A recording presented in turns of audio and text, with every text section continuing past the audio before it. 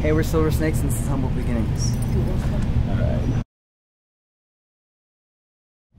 I bought the cassette for E40 when I was in 4th grade, and then my first CD was Jock Jams from Big 5 with the Macarena on it. I inherited a Fisher-Price record player when I was little and had a bunch of bullshit. But then by the time I was a teenager, a buddy bought me the MXPX Punk Rock Show 7-inch. That was my first like record that started me into like record collecting. My first cassette was Sheryl Crow's Tuesday Night Music Club, and my first CD was the Cardigans' First Band on the Moon. Sheryl Crow. It's a good CD.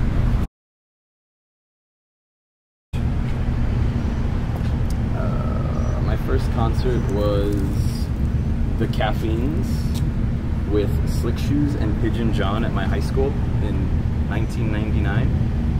The Caffeines being our guitarist's old band. I think I was 13 years old, and yeah, it's my first concert. Yeah. I think mine was Homegrown at Chain Reaction, which is interesting. Yeah, I guess that's it. Yeah, it's kind of strange. My first concert was when I was 2. My parents took me to see the Monkees and Weird Al Yankovic. This is my first concert. Pretty good. Smashing Pumpkins Zero t-shirt. Marilyn Manson, about 7th grade, it was Antichrist Superstar shirt. I must have had some sort of like mall punk, like Weezer, Green Day shirt in 7th grade. I don't really remember what it was. Yeah. One of my 2 stage dives headwalk experiences was at a Walls of Jericho music video shoot at Chain Reaction. The other being at an Acacia Strain music video shoot at the Allen Theater in Southgate.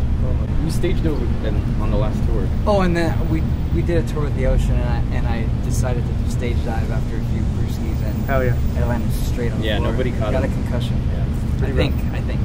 One time, I had just got this badass Page 99 hat off the internet. It was really hard to get, and it was mint condition. And the first day I wore it, I drove up from LA to Santa Barbara to see. It was Zayo and Me Without You and a couple other good bands. I can't even really remember who else it was. But this guy Javier from that band, The Warriors, before we knew each other from back in the day, and he's a big ass dude. This guy is large. And this was right when head walking had become a thing. Before this, the head walking didn't exist other than like maybe a month before. And Javi fucking head walked, stepped right on my Page 99 hat, and it hurt because he's so big, and my head like sunk into my body, and it was painful, like but I was way more concerned about my hat than my health. My first band was in 7th grade. It was called Dysfunctional Envy. Yeah. How did that not come up earlier? One of those things. We were talking about this earlier. Yeah, because it's like you guys were talking about bad names. Like that's a pretty bad name. Yeah, and we just played. We played like one show at like the 7th grade like band concert at my middle school. We played a Smashing Pumpkins cover with no vocals and an original song that I just ripped off of Silverchair. We actually talked about this earlier. I played in a band called Unpure when I was like 12 years old. Unpure. Still not sure what it really means, but it was Unpure. You know what it means. And yeah, it was really bad. It was awesome though. After that band, I played in a Sloppy Behaviors cover again. After playing Green Day and Weezer and bullshit MXPX cover songs in middle school, in 8th grade I joined my first band. I played guitar in a ska band called Yellow Snow, and we were pretty amazing. I will say, we were pretty good. First show I played was actually the first concert I went to when I saw the Caffeines. My band at the time was called Halfway Decent. Okay. All right, I'm leaving these out. Okay. I wasn't into punk and all that stuff when I was like 13, 14 years old. I was still really into like alty, like 90s rock stuff. And there's just a kid that needed a guitar player, and he knew I played, so he's like, we're gonna play all these cool cover songs, and like they're all like Christian bands I'd never heard of. So that's how I ended up getting into like Zayo and all that kind of shit. But it was like covering like Dogwood and Off the Record, and like I think there was a Supertone song they got covered, and I wasn't proud of any of it. The only one that was like memorable was a 238 song that we covered. But yeah, I was wearing a Mighty Mouse shirt and gray cargo pants, and I had a white PC Rich Warlock. Impressive. Yeah. I don't remember my first show, but I remember wearing a yellow split shirt that had reflector ink on it. And that's all I remember from it. It was a backyard. Probably like... With Unpure? Or? That was Unpure.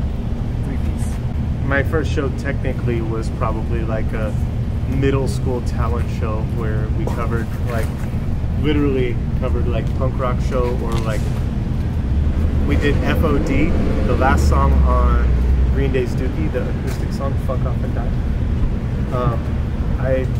I don't really remember. What about your talent show when you played by yourself?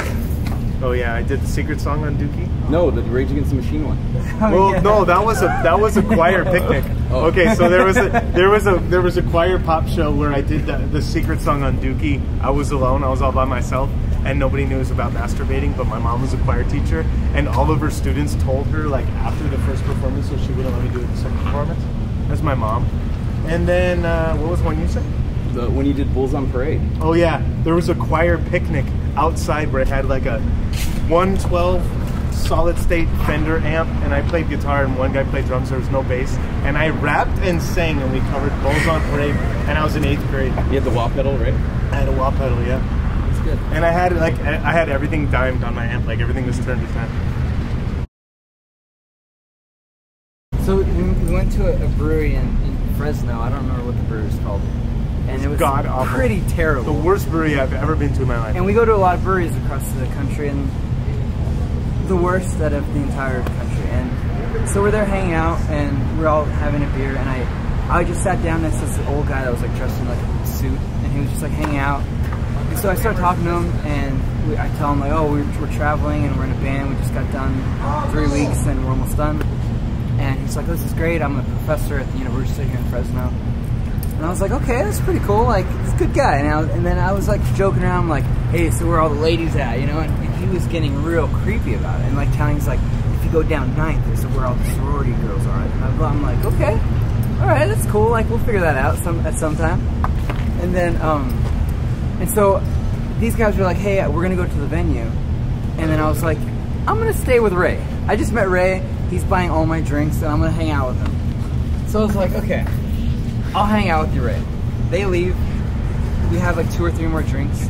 He pays for all the tab, and he was like, hey, I'll take you back to the venue. It's like far past downtown.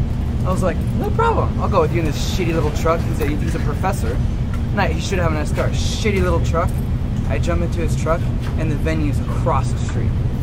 And I was like, barely, like, pretty gone at the time. But I recognized that this is the venue. And I was like, oh shit, there it is. Like, thanks, Ray.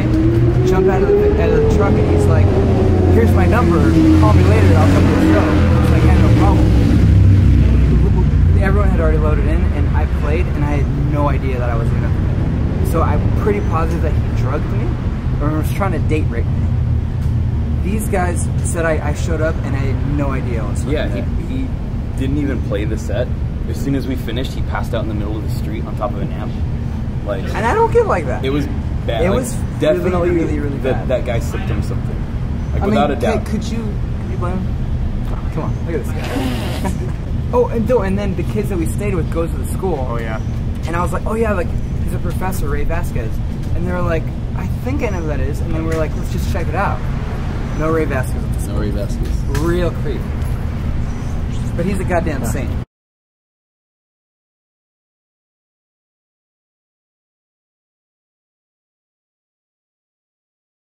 Might have to do it over again. Let's try it again. Someone was talking. You're doing an interview, Joey.